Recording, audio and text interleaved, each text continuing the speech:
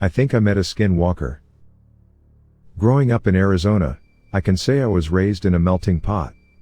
Yeah, I know, pun intended. It's hot out here, but honestly, I met a lot of cool kids, including some of the Navajo children.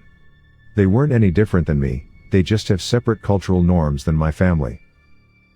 During class earlier this week, one of my friends joked around about something called a skinwalker. Immediately, the Navajo children shot a pissed and worrisome look to him. I decided to confront him. Hey dude, it looks like you really upset them. So what? It's not my fault they're afraid of skinwalkers, he yelped, putting special volume and enunciation on the last words. As silly as it is, I didn't even know what that was. So I asked him and he responded, "Ike, but I love to piss those kids off." Later in gym class, I walked to the bleachers from the track to the kids. "Hey fellas, I'm sorry for my friend. He can be a real jerk sometimes." They told me not to worry about it. You know guys, you don't have to, but can you guys tell me what a skinwalker is? I've never even heard of it till this day. One of the kids started looking around cautiously and I felt like he was about to tell me, but he hesitated as a grasshopper bounced off his foot. You know, I think you're better off not knowing. And even more better off not saying their name. Feeling defeated, I walked home to my family's ranch. I noticed as I was about on the porch, there was a couple coyotes nearby. They've always been a big problem in this area. They've bothered my family's livestock and a donkey can only kill so many. Normally I could scare them off by tossing a rock or something. But when I did, they remained still. I walked inside and told my dad about the coyotes and he loaded up his shotgun. Dad wasn't much a hunter, but he had no sympathy for invasive coyotes and rattlesnakes. He kept a single-shot 12-gauge by the door in the event one of the two made their way on the property. Dad walked out and peppered the ground near one. All of them scattered but one. He got into a stare-down with my dad and wasn't bucking under the threat of being pumped full of shell. I saw Dad pop in another shell and he fired again, striking the coyote and laying it down. He hollered at me that he was gonna drag the body off the property and would be back shortly. That evening he came in limping. Not like in a pain limp, but in an awkward one that seemed unlike anything I'd seen before. "Dad, what happened? Did you twist an ankle?" "No son. Fell carrying carcass." "Be okay?" "Great. He had been drinking again, I bet that's took him so long. Probably hit the bottle in the barn once he hauled the coyote away. Lord knows this wasn't the first time that's happened." I figured while he was drunk, I could ask him about skinwalkers. Dad was pretty superstitious, which makes sense why he wouldn't try to scare me with ghost stories. "Dad, someone at school said something about skinwalkers and I'd never heard of such a thing. Do you know anything about that?" He instantly sobered up. "Well, listen here, boy.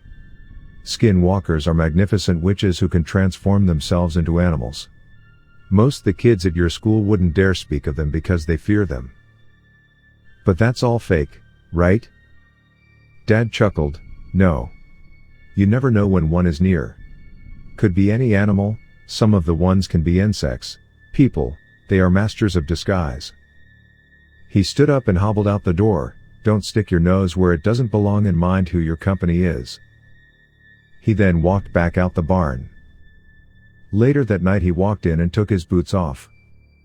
"Hey Dad, I'm sorry for bringing up skinwalkers, I know you've worked hard all day and don't have time to answer questions." "Son, what are you talking about? Did you fall asleep?" "I hauled the coyote off and loaded it on the trailer to take for a proper burial. I just pulled in."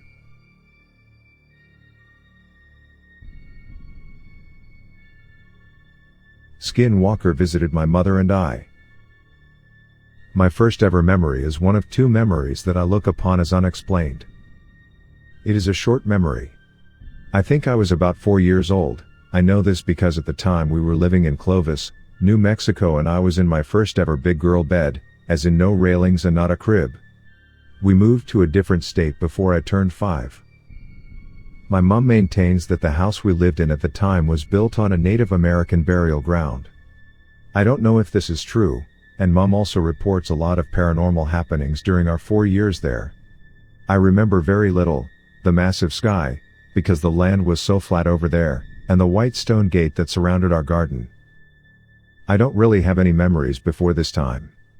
There are things I know because of pictures and stories, but this is my first ever living, feeling, terrifying memory. I remember waking up from my sleep in the middle of the night to a low growl. At the end of my bed, the red eyes of a large black dog burned in the darkness, glaring at me as it snarled. But the dog was not quite a dog. It's hard to describe, because it was physically a dog. I could also see a man's eyes staring at me, as if wearing the mask or illusion of a dog, if that makes sense. I am now 29, but the memory has remained vivid. I remember my pink sheets, the dark room, the red eyes, and terror. I don't remember what happened next, and I assumed for a long time that it was just a really bad nightmare I had as a little girl. I never really mentioned it. I didn't really understand it at the time, and my childhood became pretty complicated soon after that. However, when I was about 13, I started telling my mom about it sort of out of the blue on one of the nighttime bike rides we used to occasionally go on together, and she immediately became really animated as she claimed to have seen the exact same thing in that house at the end of her bed, only she did not think it was a man in a dogskin mask, but just a big black dog with glowing red eyes. About 10 years later, while getting high with one of my brothers, we were talking about supernatural stories, and I brought it up again. He asked me to retell the story, and then told me that it sounded a lot like something he had come across while looking up different tribal beliefs in the Americas, something called a Skinwalker. We spent the rest of the night finding out what we could about them, but there was surprisingly little information out there about them beyond a description and a few stories here and there. My family settled in the UK a while ago, and we have just entered a second lockdown. I'm out of a job, so I find myself with a bunch of free time to chase up on things that I've pushed to the back of my mind. So I'm pretty skeptical in general. I think it's likely that I had a nightmare. I had a lot of nightmares as a kid, and still do sometimes. Like screaming myself awake nightmares, to my embarrassment. However, what makes me take pause is that my mom saw it too, and beyond that, at 4 years old in the mid-90s, I doubt I had ever heard of anything like what I saw. It just seems a little implausible that I would come up with something so closely matching this thing that has been talked about for hundreds of years, that is still talked about today. But, supposing I put my skepticism to one side, 3 things really bug me. 1. Every other story I have read about skinwalkers seem to hinge on the fact that they are not able to get into your home, and the story narrator always seems to think that the very worst will happen if they do. Well, mine was totally in the house, visited 2 different bedrooms, and just snarled, stared, and scared the shit out of us. 2. If I'm honest, life for my family got pretty hard after that. We were very unlucky, a devastating death, horrible sudden illness that was never recovered from, drug and alcohol abuse, attacks on the family, and more. Honestly, it was a really bad spiral down. Sometimes I wonder. 3. I have read in a couple places that you should never lock eyes with one, as it could take control of your body or be absorbed into you. We definitely locked eyes. There was really nowhere else to look. Being in front of those eyes made me feel like a deer in front of headlights, frozen and staring right back. So, yeah, I have questions. I sort of want to go searching. I sort of want to just forget about it. I sometimes wonder if I'm cursed.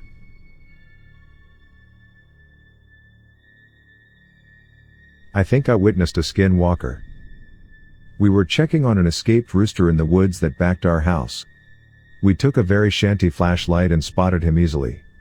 Something about these woods just aren't right. They feel off, and I had a terrifying encounter with something in them that to this day is both unexplained and witnessed by the police, my neighbor, and my girlfriend, but that's a story for another day.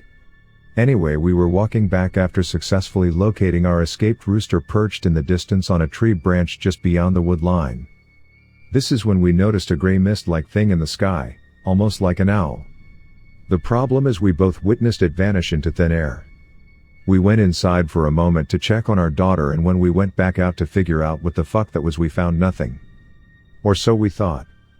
The house next door built a shed with a motion detection light in their front lawn. We were standing in our front lawn looking in the trees with a better flashlight expecting to see an owl. Instead the motion light kicks on and we see a dog. Sorta. It was something on 4 legs and it ran into the distance, only looking back a few times.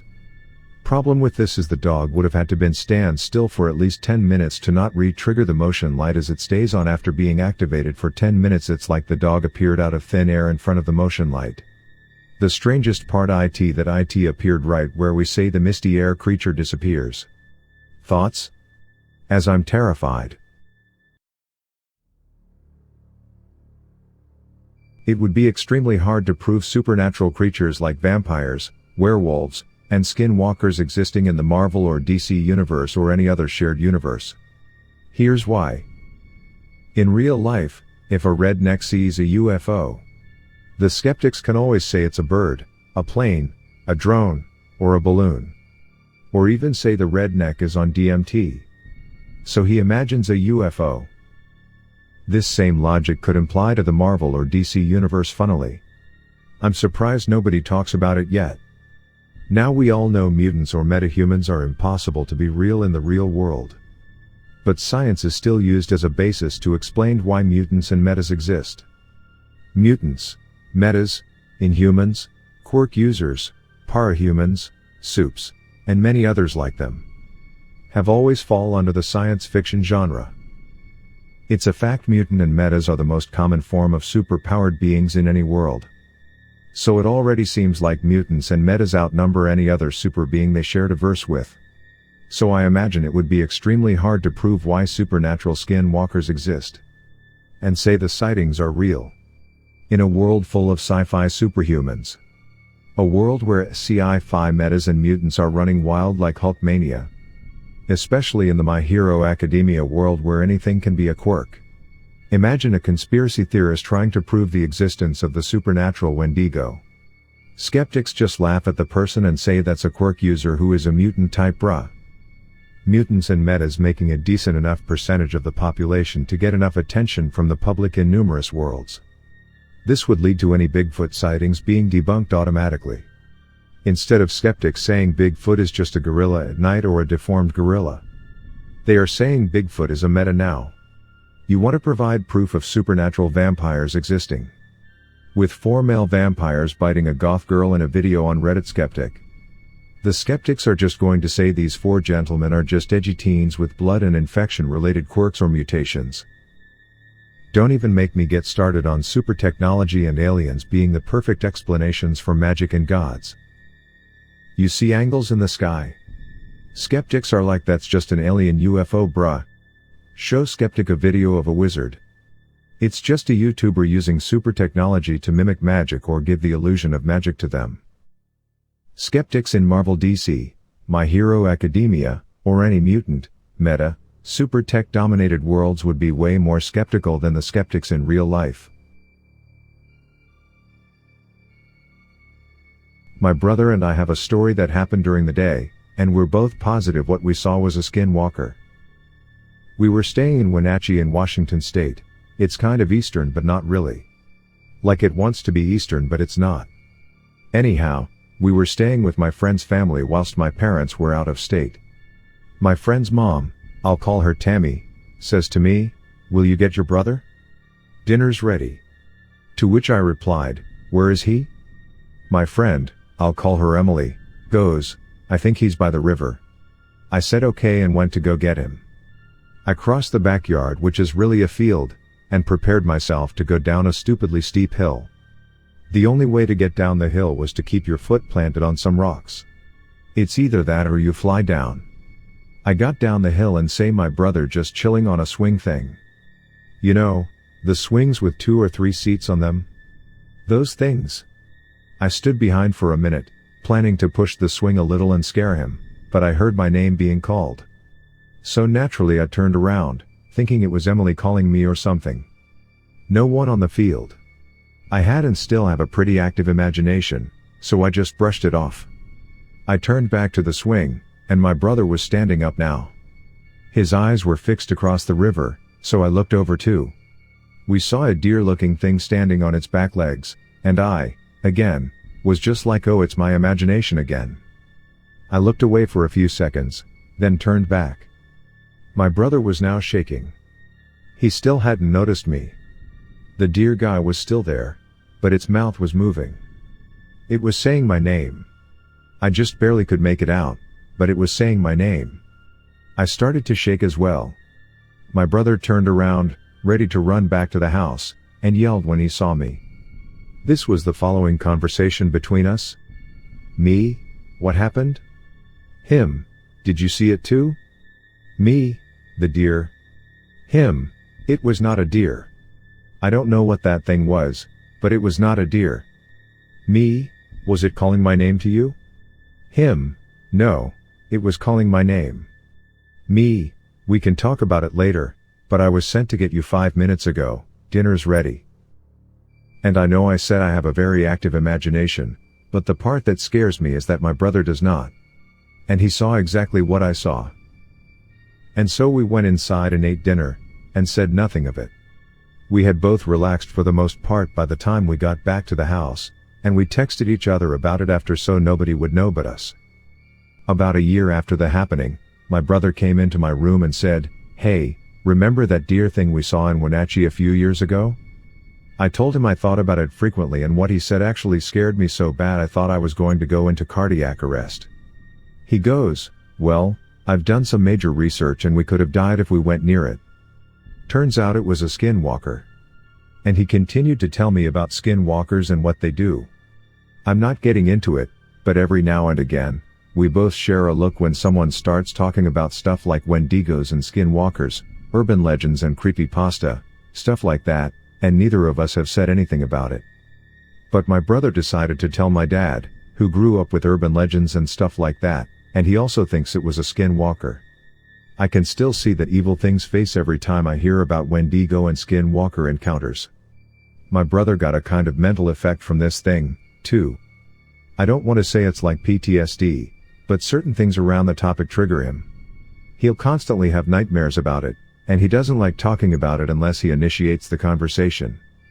I'm a little more thick-skinned around the topic of scary things, but it scared me into thinking I was going to die on the spot. We haven't been back to Wenatchee.